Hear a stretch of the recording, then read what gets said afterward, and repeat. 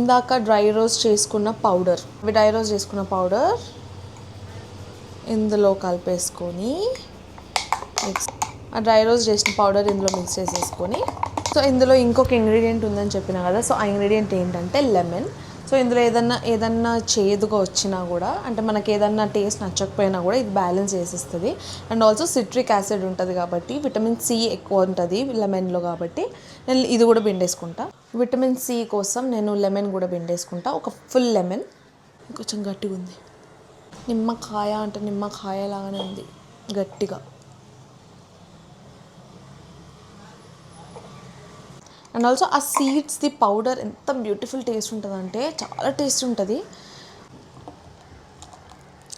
బ్లడ్లో అయితే మన డ్రింక్ రెడీ. సో నేను ఇది ఇప్పటికైతే ఇది తాగేస్తాను. ఇప్పుడు తాగేసిన తర్వాత మళ్ళీ కొంచెం అయితే ఒకవేళ బయటికి వెళ్తే బయట తింటా, లేకపోతే ఇంట్లోనే చేసుకొని తింటా.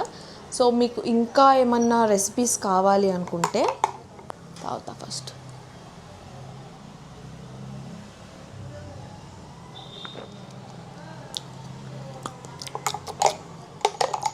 అసలు ఎట్లాంటి చేదుగా ఏం లేదు, లెమన్ పిండినందుకు ఇంకా మంచిగా ఏమంటారు పుల్లగా మంచిగా ఉంది. అసలు ఆ పౌడర్ టేస్ట్ లేదు, ఆ సోరకాయ టేస్ట్ లేదు. బీట్రూట్ క్యారెట్ జ్యూస్ నార్మల్గా ఏబీసీ జ్యూస్ లాగా తాగుతాం కదా, సో అట్లనే ఉంది ఈ డ్రింక్. హెయిర్కి మంచిది, స్కిన్కి మంచిది, వెయిట్ లాస్కి అయితే చాలా ఎఫెక్టివ్ రిజల్ట్స్ ఉంటాయి, ఎందుకంటే సోరకాయ వేసినాం కాబట్టి. అండ్ ఆల్సో ఇందులో నట్స్ పౌడర్ కూడా వేసి